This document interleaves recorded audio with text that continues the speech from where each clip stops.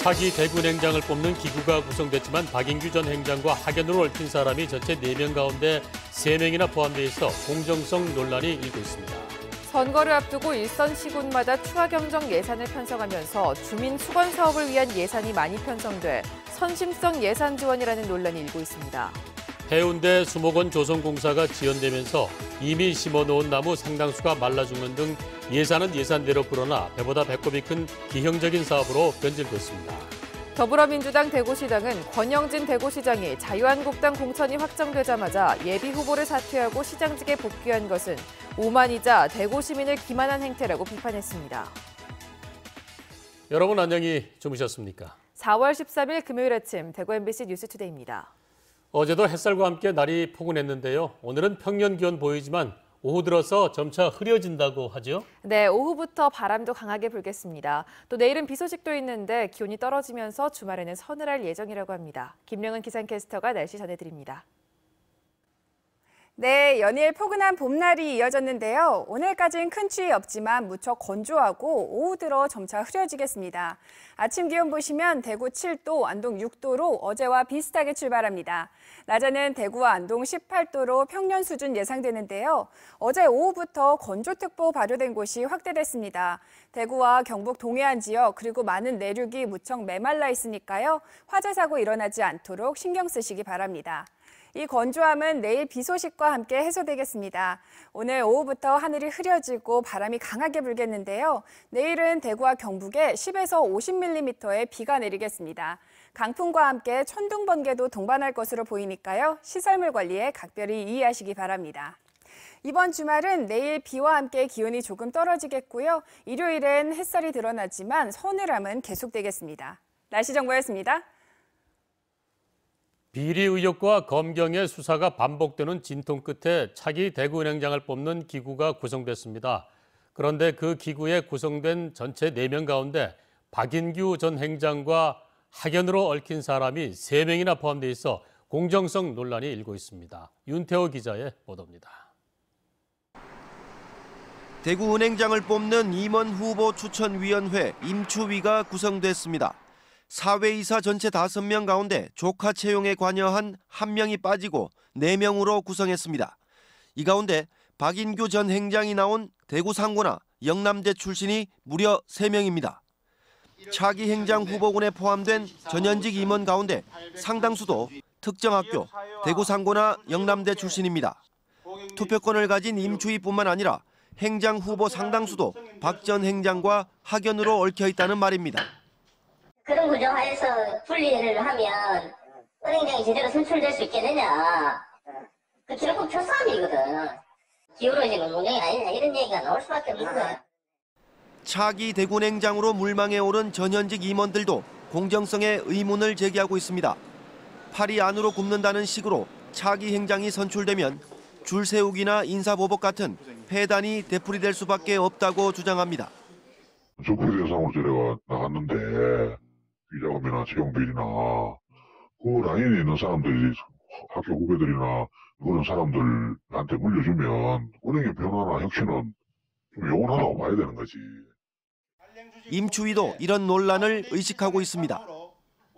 상대적으로 박 전 행장과 학연 고리가 적은 금융지주 임추위에서 행장을 뽑아야 한다는 목소리도 나오고 있어 임추위 구성과 운영에 어떤 변화가 생길지 지켜봐야 할 부분입니다. MBC 뉴스 윤태호입니다. 해마다 이맘때가 되면 각 시군마다 추가 경정 예산을 편성하고 있습니다. 그런데 올해는 일부 주민수건 사업을 위한 예산이 많이 편성돼 선거를 앞둔 선심성 예산 지원이라는 논란이 일고 있습니다. 이호영 기자의 보도입니다. 안동시가 지난달 편성한 추가 경정 예산 명세서입니다. 시군 조정교부금 항목을 보면 당초 예산에는 0원이었는데 추경해서 최하 1,500만 원, 최고 2억 원까지 예산을 편성했습니다. 이들 사업은 대부분 마을 농로 포장이나 하천 정비, 용배수로 정비, 도로 포장 등 이른바 주민수건 사업입니다. 예천군은 전체 추경액 339억 가운데 주민수건 사업에만 30%인 264개 사업에 101억 원을 편성했습니다. 상주시도 일자리 예산은 추경의 1.8%인 13억 원인 반면 마을회관이나 농로 정비 등 주민수건 사업에 287억 원, 경로당 지원에 15억 원을 편성한 것으로 알려졌습니다. 이 같은 사업은 불효불급한 데다 6.13 지방선거를 앞두고 굳이 이 시기에 편성해야 하느냐는 지적이 일고 있습니다. 상주시 이번 추경 예산은 목적대로 편성된 것은 약 60% 정도에 불과하고 나머지 40%는 꼭 필요하다고 볼 수 없습니다. 특히 경로당 물품 지원비 편성된 10억 원에서는 안마기, 에어컨, 냉장고 등에 대해서는 선심성 지원비라고 지적하지 않을 수 없습니다. 상주시는 선거를 의식한 선심성 추경을 처리할 것을 촉구하고 있습니다. 시군은 추가 경정 예산을 편성하면서 대부분 일자리 창출 등 지역경제 활성화를 위한 정부의 재정 확장 기조에 발맞추기 위한 예산이라고 설명하고 있습니다.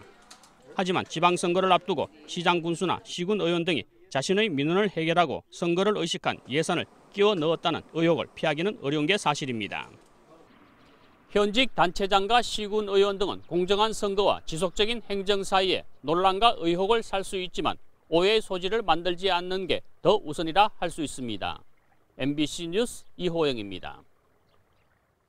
더불어민주당 대구시당은 논평을 내고 권영진 대구시장이 자유한국당 공천이 확정되자마자 예비후보를 사퇴하고 시장직에 복귀한 것은 오만이자 대구시민과 유권자를 기만한 행태라고 비판했습니다. 민주당은 권 시장의 시장직 복귀로 시장이란 지위를 이용한 관권 선거가 우려된다며 대구의 행정을 걱정한다면 경선에 참여할 때 시장직을 내려놓았어야 한다며 시장직에서 빨리 사퇴하라고 주장했습니다. 지진 여파에서 벗어나 조금씩 회복세를 보였던 포항 지역의 경기가 다시 침체 국면에 들어갔습니다. 포항 철강공단의 생산이 감소했고 또 소비가 줄면서 부동산 거래까지 부진합니다. 임재국 기자가 보도합니다.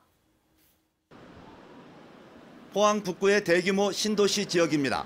상가가 밀집된 지구마다 임대 간판이 여기저기 붙었습니다. 경기가 나아지지 않고 포항 지진까지 겹치면서 매출이 크게 줄고 임대가 늘어난 것입니다. 남매출은 거의 반 이상 줄었고요. 저녁에도 지금 보면은 한 9시, 10시까지 일을 바쁘던 시간대에도 일찍이 끝나고. 지진 여파에 신규 아파트 입주가 몰리면서 가격 하락세가 이어졌고 매매 건수도 감소했습니다.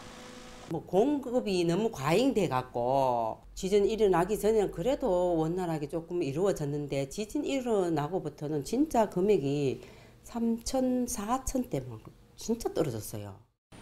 지표상 지역의 실물 경제는 부진을 벗어나지 못하고 있습니다. 지난 2월 포스코 등 포항철강공단의 전체 생산액은 지난해 같은 기간에 비해 2.3% 줄면서 15개월 만에 감소로 전환됐습니다.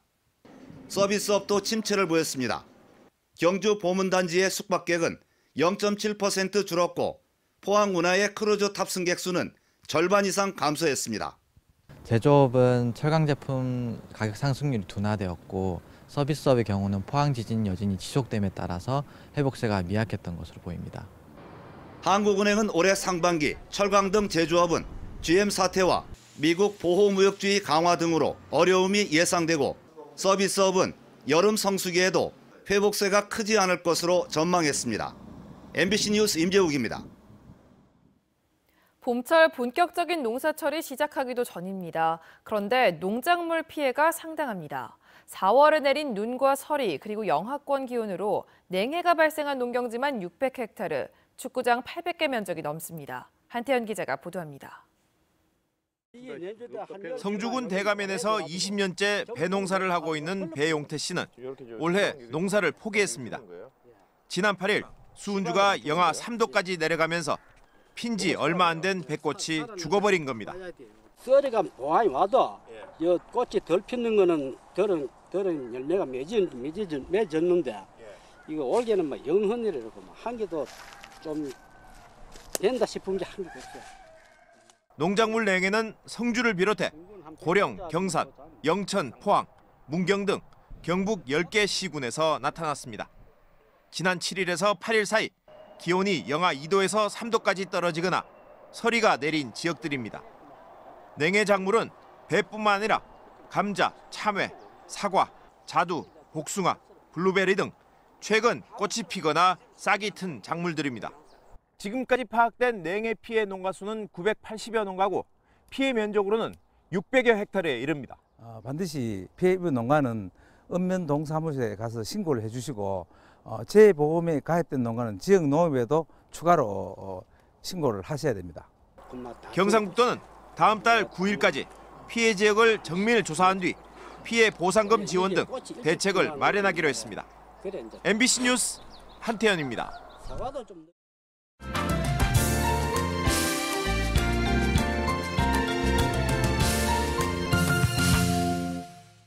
네, MBC 네트워크가 함께합니다. 먼저 부산입니다.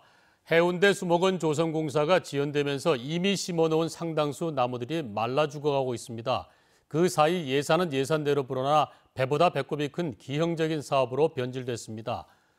석대 쓰레기 매립장을 국내 최대 규모의 도시형 수목원으로 바꾸겠다던 약속은 사실상 어려워졌습니다. 조재형 기자가 취재했습니다. 계획보다 4년을 더 끌다 지난해야 공사가 끝난 해운대 수목원 1단계 사업지입니다. 전체 수목원의 3분의 2인 41만 5천 제곱미터에 381억 원이 투입됐습니다. 하지만 2단계 사업인 주차장 공사가 끝나지 않아 1년 가까이 개장도 못하고 있습니다. 그 사이 말라 죽은 나무들이 나뒹굴고 곳곳에선 고사목 교체 작업이 한창입니다. 15년 11월 달에 나무 준공을 했고 2차로 감목들을 16년 4월 달에 준공을 했거든요. 고작 한 해 2억 5천만 원의 예산으로 이 넓은 수목원을 유지, 관리해야 합니다. 해운대 수목원은 1, 2단계 사업 모두 2016년 말에 끝났어야 하지만 예산 부족 탓에 찔끔 공사를 반복하다 토지 보상비가 공사비를 추월하는 배보다 배꼽이 큰 사업으로 변질됐습니다. 신재생에너지를 이용해 수목원을 가동하고 식물마다 전자칩을 설치해 체계적으로 관리하겠다던 거창한 계획은 온데간데 없이 사라졌습니다. 희귀종을 포함해 3,000종 이상의 식물을 갖춰야 하지만 3분의 1도 채우지 못했습니다. 보상이 많이 들어가 보니까 거의 우리나라에 있는 참나무, 벚나무, 야기, 목련 이런 종류밖에 없잖아요. 희귀 수준 넘지요. 부산시는 내년까지 사업을 끝내겠다고 밝혔지만 올해도 예산이 절반 이상 깎였습니다. MBC 뉴스 조지영입니다. 수년째 방치되다시피 했던 횡성의 토지 드라마 세트장터에 서울시 문화자원센터가 들어섭니다. 나머지 터에도 박물관 등 문화시설을 추가로 유치할 계획입니다. 원주 문화방송의 윤하원 기자가 취재했습니다. 지난 2004년 조성된 드라마 토지 세트장 부지입니다. 28만 제곱미터에 달하는 넓은 공간에 잡초만 무성해 황량한 모습입니다. 횡성군과 민간 사업자가 부지 소유권 문제로 법정 공방을 겪다 지난 2015년 철거가 진행됐지만 이후에도 마땅한 활용 방안을 찾지 못했던 이곳에 서울시 문화자원센터가 들어섭니다. 서울시는 2021년까지 350억 원을 들여 이곳 4만 4천여 제곱미터 부지에 서울시 박물관과 미술관 소장품을 보관 관리하는 수장고를 짓기로 했습니다. 전시가 가능한 개방형 수장고로 조성될 예정이어서 서울에서만 볼 수 있었던 37만 점의 문화예술 작품을 횡성에서 만나볼 수 있게 됩니다. 전시 기능도 굉장히 강조돼서 조성이 될 거고요. 이 횡성을 방문하신 서울 시민 그리고 전국 각지의 국민들께서 여러 가지 역사 문화 자원을 함께 횡성구는 부지 내 7만 제곱미터를 도시계획 시설로 지정해 박물관 등 또 다른 문화시설 유치에도 나섭니다. 문화시설이 들어서면 편의시설과 관광시설도 자연스럽게 조성될 것이란 구상입니다. 묵히고 이렇게 방치되어 있는 것이 지역 주민으로서 여지껏 보면 좀 마음이 아팠습니다. 자원센터가 들어오면서 지역 주민으로서는 아주 환영하면서 서울시 문화자원센터 건립을 계기로 나머지 부지에 대한 활용 계획 마련도 속도를 낼 수 있을지 주목됩니다. MBC 뉴스 윤하은입니다. 선거 연령 18세 이하를 위한 청소년 모의투표 경북운동본부가 본격적인 활동에 들어갔습니다. YMCA가 주도하는 청소년 모의투표 운동본부는 앞으로 지방선거와 경북교육감 선거인단을 모집한 뒤 선거일인 6월 13일 온오프라인으로 모의투표를 실시하고 결과도 발표합니다. 다음 달에는 경북교육감 후보 초청 토론회도 엽니다. 청소년 모의투표는 선거 연령 18세 이하로 공직선거법 개정을 촉구하기 위해 전국에서 동시다발적으로 진행됩니다. 경상북도 선거관리위원회는 지방선거일 60일 전인 내일부터 지방자치단체장은 각종 행사를 개최 후원할 수 없고 정당이나 후보자는 그 명의로 선거에 관한 여론조사를 할 수 없다고 밝혔습니다. 제한 금지되는 주요 행위는 지방자치단체장이 정당의 정강정책과 주장을 홍보 선전하거나 정당이 개최하는 당원연수, 단합대회 등 일체의 정치 행사에 참석하는 등의 행위입니다. 대구문화방송과 시민프로축구단 대구FC가 지역축구의 저변 확대와 새롭게 들어서는 축구 전용구장 공동사업 개발을 위한 주간방송 업무 협약을 체결했습니다. 대구FC의 경기를 중계방송하고 관련 프로그램을 제작해온 대구문화방송은 국내 최초의 시민프로축구단인 대구FC와 업무 협약을 통해 대구 시민프로축구단 행사를 공동 기획하고 축구 전용구장 시대에 걸맞는 사업을 위해 다양한 협력 방안을 모색합니다.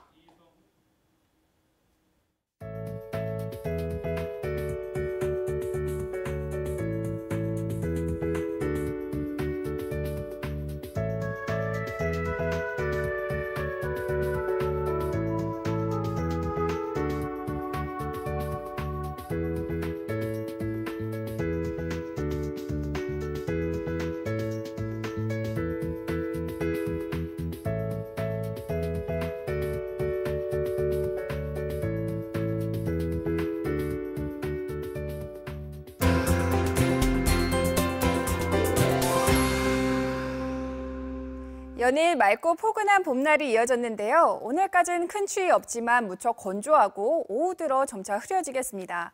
아침 기온 보시면 대구 7도, 안동 6도로 어제와 비슷하게 출발합니다. 낮에는 대구와 안동 18도 보이면서 평년 수준 예상되는데요. 어제 오후부터 건조특보 발효된 곳이 확대됐습니다. 대구와 경북 동해안 지역 그리고 많은 내륙이 무척 메말라 있으니까요. 화재 사고 일어나지 않도록 각별히 신경 쓰시기 바랍니다. 이 건조함은 내일 비 소식과 함께 해소되겠습니다. 오늘 오후부터 하늘이 흐려지고 바람이 강하게 불겠고요. 내일은 대구와 경북에 10에서 50mm의 비가 내리겠습니다. 강풍과 함께 천둥, 번개도 동반할 것으로 보이니까요. 시설물 관리에 유의하시기 바랍니다.